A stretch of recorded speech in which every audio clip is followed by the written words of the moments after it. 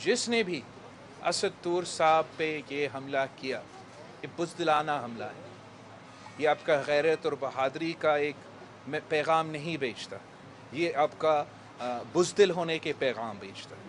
ये आप समझते हो कि ये आपका ताकत का पैगाम है, मगर ये आपका कमज़ोरी के पैगाम है, आपका इनसिक्योरिटी के पैगाम। आप एक असद तूर साहब का व्लॉग भी बर्दाश्त नहीं कर सकते हो।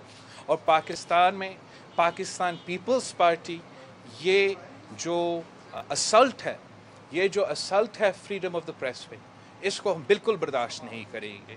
और मैं ख़ुद बतौर चेयरमैन नेशनल असेंबली का कमेटी जो है ह्यूमन राइट्स पे, इस इशू पे नोटिस ले रहा हूँ। फिल फॉर इंशाल्लाह ताला हमारा national assembly committee of human rights का मीटिंग होगा। किसी को अगवा करने की कोशिश की जाती है और इस किस्म की हरकतें जो है वो एडवांस ममालिक में, जमहूरी ममालिक में नहीं होते हैं। कायक मुल्क और कौम के सामने लियाना पड़ेगा। जो भी इन इंसिडेंट्स में इन्वॉल्व थे उनको उनके ख़िलाफ़ कानून इस्तेमाल हो रहा पड़ेगा। They have to be held accountable. और जब तक हम इन इंडिविजुअल्स को या इन लोगों को अकाउंटेबल नहीं होल्ड करेंगे, तब तक कोई नहीं मानेगा कि पाकिस्तान में आज़ाद सहाफ़त है। फ्रीडम ऑफ द प्रेस के इशू पे हुकूमत भी कह रही है कि वो चाहते हैं कि कोई जर्नलिस्ट के तहफ़्फ़ुज़ के लिए उनका बिल है, वो बिल पास करना चाहते हैं।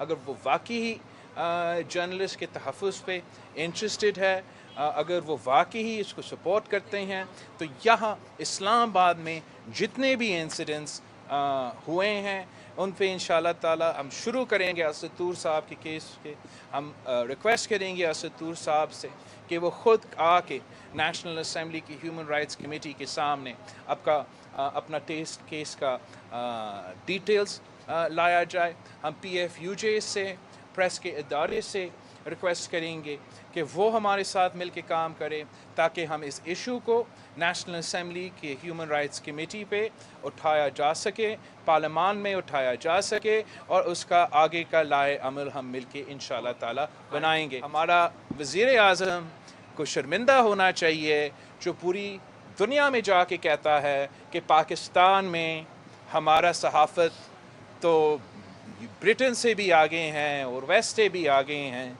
जब उसके अपने हुकूमत में बाकी सूबों में तो ज़रूर हो रहा है, बढ़ता जा रहा है। लेकिन अगर आप इस्लामाबाद को अपना कैपिटल के जर्नलिस्ट को तहफ़्फ़ुज़ नहीं पहुंचा सकते, जहां पूरी दुनिया के एम्बेसीज बैठे हैं, तो पूरी दुनिया देख रहा है, पूरी दुनिया देख रहा है कि हमारा वज़ीर आज़म झूठ बोल रहा है, कि हमारे वज़ीर इंटरनेशनल चैनल्स पे जाके कहते हैं कि पाकिस्तान पे आज़ादी सहाफ़त है और जिन पे हमले हो रहे हैं, जिनके ख़िलाफ़ कैंपेन्स चल रहे हैं, वो तो सहाफ़ी ही नहीं है।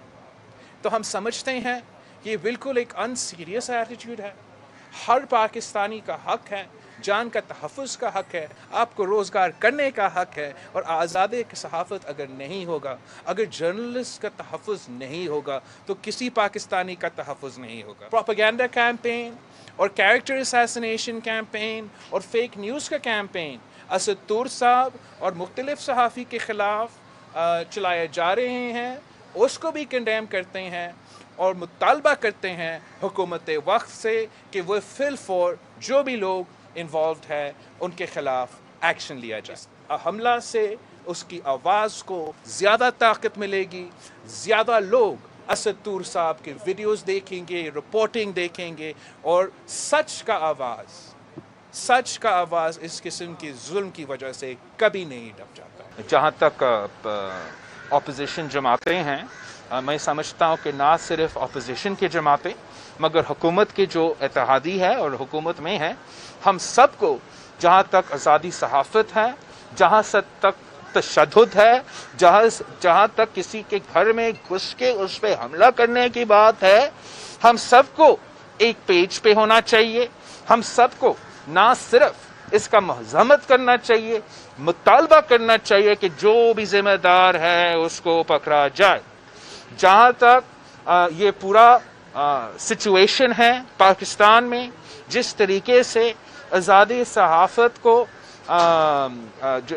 حملہ اس پہ ہوتا آ رہا ہے، یہ صرف آج کا مسئلہ نہیں ہے، ہمارے آنکھوں کے سامنے آہستہ آہستہ آپ کا یہ حق آپ سے چھینا جا رہا ہے۔ مجھے محسوس ہو رہا ہے کہ یہ نہ صرف اسد طور کا حملہ ہوا، 1-2 مہینے اس سے پہلے سر عالم صاحب پہ حملہ ہوا، تھوڑا اس سے پہلے مفتی اللہ جان صاحب پہ حملہ ہوا ہے، اور اگر ہمارا کیپٹل میں اسلام آباد میں آپ کا فزیکل سیفٹی ہم گارنٹی نہیں کر سکتے تو پھر ہم آگے نہیں بڑھ سکیں گے۔ بڑا عجیب صورتحال بن رہا ہے کہ ہم نے تو ہمارے عہدیدار نے اس اتحاد سے اپنے استعفے پیش کیے، نہ ہم نے کوئی خواہش اظہار کیا کہ ہم کہیں واپس جانا چاہتے ہیں یا کسی بیٹھک میں بیٹھنا چاہتے ہیں، تو کیوں پھر یہ بار بار ہم سے پوچھا جاتا ہے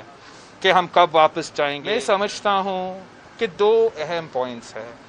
ایک پی ڈی ایم کے بنتے ہوئے ہمارا ایک اگریمنٹ تھا، ہمارا ایک معاہدہ تھا، اس معاہدہ میں ایک ایکشن پلان تھا، اس ایکشن پلان میں احتجاج بھی تھا، لانگ مارچ بھی تھا، عدم اعتماد بھی تھا، اور اگر یہ سب ناکام ہوتے تو ہمارے استعفے بھی تھے۔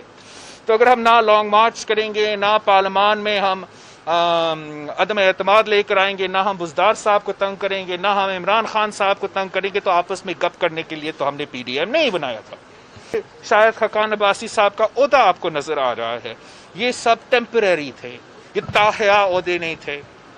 ہمیں مسلسل ایک روٹیشن کے بیسس، جیسے ایم آر ڈی کے دوران روٹیشن کے بیسس اور کنسنسس کے بیسس پہ فیصلے لیے جاتے تھے، ویسے آپ کو ایک فعال، انکنفیوزڈ، ڈٹرمنڈ اور کلیئر اتحاد بنا سکتے ہیں۔ تو میں سمجھتا ہوں کہ جب تک ان کا کنفیوژن چلے گا، جب تک ان کو پتہ نہیں ہوگا کہ کرنا کیا ہے، حملہ کہاں کرنا ہے، کب کرنا ہے، تو تب تک وہ آپس میں بیٹھتے رہے، بات کرتے رہے۔ جب وہ تیار ہے کہ جو ایکشن پلان جس کی وجہ سے ہم نے بنیاد بنائی تھی پی ڈی ایم کا، جس کے لیے میں نے قائد حزب اختلاف کے پیچھے اور ان سارے جماعتوں کے پیچھے میں ہینے پھرتے رہا کہ ملو، اپوزیشن کو اکٹھا کرو، جب تک ہم ان پوائنٹس پہ واپس نہیں آتے ہیں تب تک پاکستان پیپلز پارٹی کلیئر ہے، ہمارا نظریہ کلیئر ہے، ہمارا منشور کلیئر ہے، ہمارا اسٹریٹجی کلیئر ہے، اور ہم اب اسٹریٹجی پہ چلتا رہیں گے۔